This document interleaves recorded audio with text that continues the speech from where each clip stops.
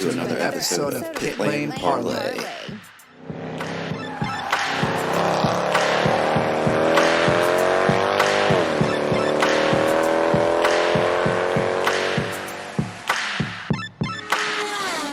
Welcome to another episode of Pit Lane Parlay. My name is host Mike Jokum. Joining me on a special recording is Indy Lights driver Toby Sowery. Toby, first off, how are you? And thanks for joining. No, thank you for inviting me. But I'm good, thank you. Enjoying my time back in the UK in our off-season.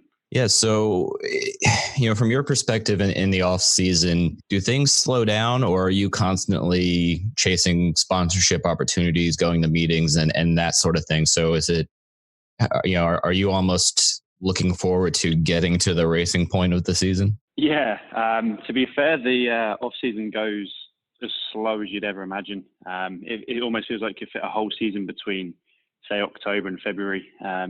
Time stands still, but it gives you a lot of time to recharge the batteries, make new contacts, and actually go and find your sponsors, which is quite helpful. But yeah, that first round it's always good to get going again.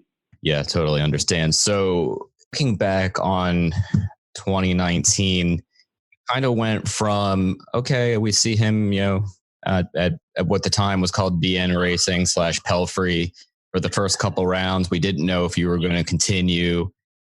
Was it tough to not know if you were going to be in the next Indy Lights race or not? It had its pros and cons. Obviously, then there's no stress of having to fight for a championship. There's kind of no pressure on performances, but at the same time, you really try and put the best effort in to make sure that you come back to the next race. So again, like I said, it has its pros and cons. But I've been in a situation before, so it didn't really make too much of an effect for me, but it's always nice to have that security. Yeah, and I don't remember because I may have missed the announcement. At what point in the season were you confident in going, okay, I've got the full season ride, now let me grind out here and get a win and keep going towards the championship? Probably the last round at Laguna. It was tough. It was kind of race by race. I think when we did St. Petersburg, it was pretty obvious to us that we could make COTA happen. And then it was a bit of a break for us to come back and actually try and figure out how to sort the rest of the season out. So there wasn't ever a point where I felt I had the whole season under wrap. We just, my team around me, my parents, everyone supporting us as well, our investors, they all were very cooperative in trying to make 2019 happen, and we ended up managing that. So it was a group effort along the way. Yeah, and in the end, 7 podiums, a win in Portland, and third in the standings. Considering you didn't know if you were going to be racing the next weekend, for the most part, is incredibly impressive. So, what was it like working with all of the guys from BN Racing / the renamed HMD Motorsports partway through the year? It was good. The results kind of speak for themselves, and we had a good group of people around us, good mechanics, good engineers. It definitely wasn't easy throughout the season, having so many changes going on. So we had, obviously, like you said, the rebranding from BN to HMD. We lost a few people there. We then also changed engineers and workshop as well, which kind of threw a bit of a mix up.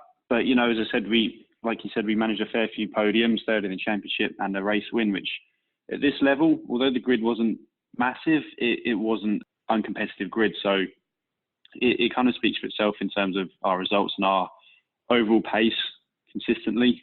We had a few bang rounds at Indy, and COTA wasn't amazing, but, generally speaking, we were there or thereabouts.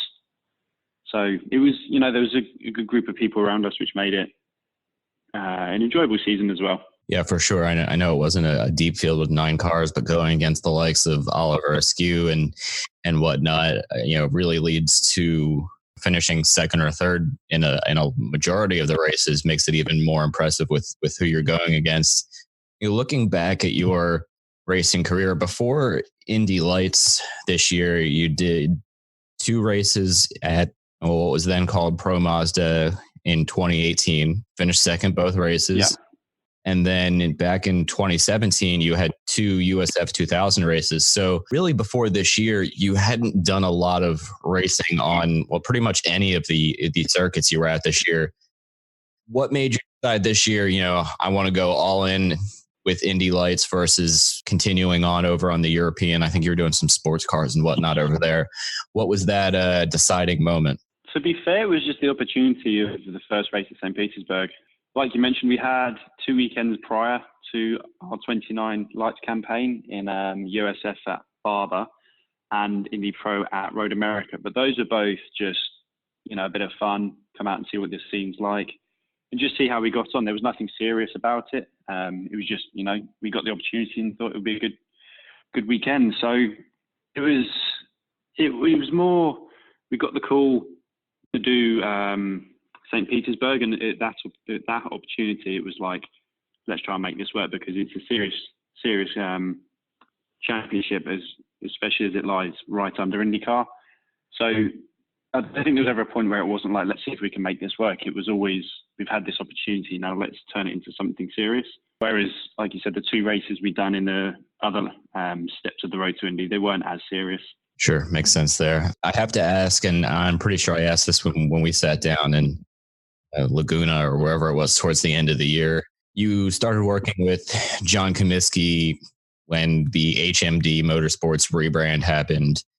What was it like working with John? For those who don't know, he was with Penske in the 90s when Beast engine came out, which is in the Beast.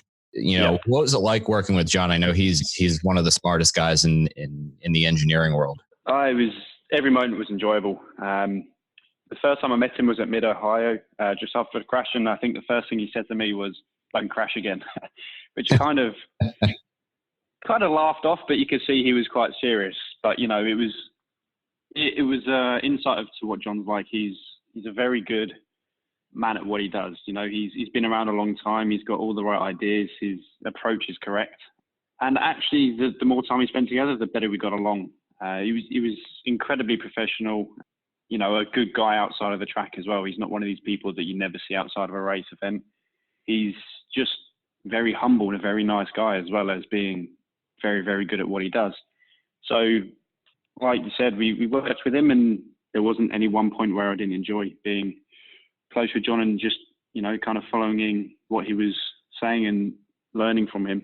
Yeah, he's one of my favorite people to talk to, and having seen his shop in person with the old Penske car he's restoring. He's got a lot going on, and it's all fantastic. So I don't know how much you can answer this next question. And I know we've joked about it in the past. You probably know it's coming already, but you have Rich Energy on the car last year. Everybody knows how ridiculous their social media is.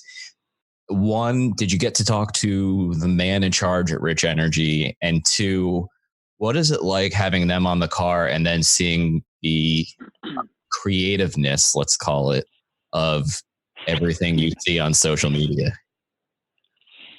Well, to answer the first question, yeah, I do know the main man behind Rich Energy, William, and I get on really well with him. He is, let's say, a unusual character in terms of what the standard image provides, but I have a lot of time for him. I don't have an issue with how he goes about things. At the end of the day, it's his choice. I don't actually know who caused all the controversy, but if that was him, then it's his place to do so. But again, it didn't actually affect me in any way at all. I think I got one comment about it over the whole time that I've been with them, so it didn't really affect me as such. But it's nice to see that even if it's, let's say, negative press in terms of what people and fans see, it actually does bring a little bit of limelight to me without being directly under the spotlights of what people disagree with. But, I love the brand. I love the company. I thought it was very exciting when it all first started. And I think it's, potentially still got some legs to keep going with how they plan. And I know in the USA as well, they're still very much keen to resume on my car. So yeah, it's for me, it hasn't really affected our relationship at all. And I think it's an exciting definitely an exciting company to be around. Yeah, I hope they continue with you because I do like those rich energy drinks for a little pick me up afternoon. Funny. I'm sure they'll be on, so you can have some. Oh, perfect. It's funny when I grabbed that Rich Energy T-shirt from you in, I think it was Toronto, and I posted, "Wow, Rich Energy has T-shirts." I got shredded up and down on social media, and you didn't. No, I don't think I've ever had any negativity. Yeah. I took the bullet for you on that one. Feel free to carry on taking them if any more come around. Yeah, that's fine. As long as if they keep sponsoring you, I'll step in front of the front and handle that one again because that's my favorite T-shirt to wear to the gym now because nobody knows what Rich Energy is here yet. So moving on, one last 2019 question. You had, outside of Mid-Ohio's crash and the first race at the Indy Road Course and Gateway were kind of the three outliers to 2019. Is there one race that, maybe you were close to a win or one of those races that didn't go so well that you look back and go, if I just did one thing, I would have been much better off? Yeah, I personally think overall as a weekend, COTA was rather bad for us because we should have had 2 podiums, but I think both Robert McGuinness and myself got a little bit distracted with racing, took the life out of our tyres and ended up finishing a lot further down than we both should have. So in terms of results, I'd have changed COTA, but I actually think people enjoy watching racing. And although our results might not have been amazing, I don't think it would have changed anything in terms of championship. So we put on a good show and everyone enjoyed that race. And I think that's the go-to race from 2019. So I think there's not much I'd change. Maybe Gateway, how the race actually turned out. But no, considering I've never driven any of the circuits apart from Road America, I don't think we did too bad at all. Yeah, no, I agree there. Good feedback there. And yes, the COTA race both of them were very exciting. One more Indy Lights question, then I'll slightly change the subject. But in general, Indy Lights, you're not doing pit stops unless you have a flat tire or a broken wing. So when drivers get to IndyCar, one of the things they have to learn is pit stops, in laps, out laps. Do you think it would be beneficial, maybe not for the lower series in terms of, keeping costs in line, but for Indy Lights to add some sort of mandated pit stop just for, drivers to gain valuable experience? Oh, that's a tough question because you can look at it from both perspectives. Having raced GT3, I don't think pit stops are particularly challenging, especially as we had to get in and out of car as well in a certain time, and they were a lot more complex than, say, single-seater pit stop. So I think there's always this big worry about drivers never doing it, having never done it before, stepping up to such a high series. But then again, I think the way Formula 2 run their weekends, where they have one race where you have a mandatory pit stop and then one without, I think that's a very good approach because it gives drivers who maybe aren't so good at pit stops the opportunity to do well in another race. I think it would be more exciting, possibly, but I don't think it's essential for us to have that. Interesting. I like that perspective. So slightly changing gears here as we approach the 2020 season with the COTA Open tests, just a few weeks away. And, I know your plans aren't 100% definitive yet. So if you are reaching out to a sponsor through this episode right here, what are you telling them? Why should somebody sponsor Toby Sowery and what do you have to offer in terms of racecraft? I think for a sponsor to jump on now is probably the best opportunity in time-wise, because I believe we are on the cusp of making a very good career, and I believe with the right support and the right people around me, I can have a very long, successful career in IndyCar or wherever I end up after. But I do believe I can be successful in terms of stepping up to IndyCar. I think that it will be a very suited environment for me as a driver. So I have that faith in myself that performances won't be an issue. And obviously then you get the brand recognition, ambassador roles, things like that most people aren't aware of, that you are offering that service as well. I love it. Well, if anybody out there is listening and curious, please reach out to us and we'll put you in contact with Toby. We want to see him on the grid this year. We'll keep it short here and we'll wrap up. No worries. If you were to win one race in 2020 on the Indy Lights schedule, which one are you circling on your calendar now as a must win? Well, I think everyone's going to be circling the same one, and that will be the Freedom. It's such a big race, and it's unlike any other race that you'll do in Indy Lights. It's like the Indy 500, but for Indy Lights. So I think that's the one that drivers put on a pedestal heading into their season.